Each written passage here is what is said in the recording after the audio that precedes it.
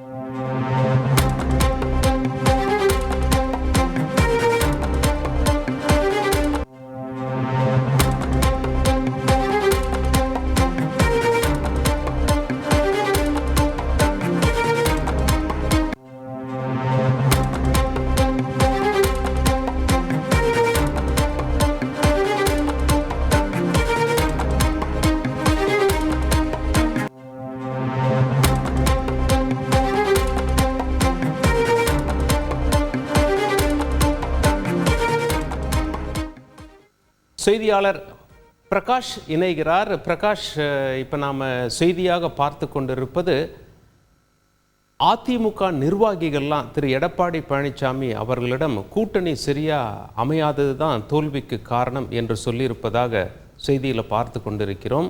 இந்த கருத்தை பதிவு செய்த நிர்வாகிகள் யார் யார், அவர்கள் சொன்னது என்ன, சுருக்கமாக உங்களுடைய தகவல்களை பதிவு செய்யுங்க.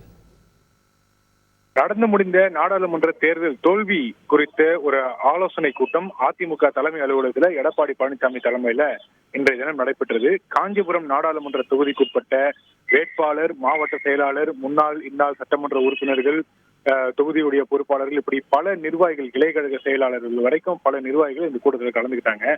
தோல்விக்கான காரணங்கள் என்ன என்பது குறித்து நிர்வாகிகள் மத்தியில பேசப்பட்ட போது நிர்வாகிகள் பெரும்பாலானவர்கள் கூட்டணி பலமாக இல்லை, கூட்டணி வலுவாக இல்லாததான் இந்த தோல்விக்கு காரணம் என்று அவங்களுடைய கருத்தை தெரிவித்திருக்கிறாங்க. அதே போல தமிழ்நாடு அரசு அவர்கள் செயல்படுத்தி வரக்கூடிய சில திட்டங்கள், குறிப்பாக மகளிர் உரிமை தொகை, மகளிருக்கு இலவச பேருந்து போன்ற இந்த மாதிரியான திட்டங்களும் பொதுமக்கள் மத்தியில சில தாக்கங்களை ஏற்படுத்தி இருக்கிறது என்று தங்களுடைய கருத்துக்களை தெரிவிச்சிருக்கிறாங்க. எல்லாத்தையும் தாண்டி கூட்டணி வலுவாக இல்லை என்று தங்களுடைய கருத்தை தெரிவிச்சிருக்கிறாங்க. இறுதியில நிர்வாகிகள் தெரிவித்த அந்த கருத்துக்களுக்கு எல்லாம் கேட்டிருந்த எடப்பாடி பழனிசாமி 2026 வலுவான கூட்டணி அமைக்கப்படும், கூட்டணி அமைக்கக்கூடிய அந்த பணியை அதிமுக தலைமை கழகம் மேற்கொள்ளும், கூட்டணி குறித்து கவலை வேண்டாம், 2026 சட்டப்பேரவை தேர்தலில் வெற்றியை நோக்கி உங்களுடைய பணி இருக்க வேண்டும் என்று நிர்வாகிகளுக்கு அறிவுறுத்தியிருக்கிறார். மேலும் 2026 தேர்தலில் பாஜகவுடன் கூட்டணி இல்லை என்பதையும் நிர்வாகிகளிடத்தில் திட்டவட்டமாக எடப்பாடி பழனிசாமி தெரிவித்ததாக தகவல்கள் தெரிவிக்கின்றன. உங்களுடைய தகவல்களுக்கு நன்றி பிரகாஷ். உங்கள் தந்திவன் தொலைக்காட்சியில் தினமும் ஒரு சர்ப்ரைஸ் மாலை 6 முதல் 7 மணி வரை காணத் தவறாதீர்கள்.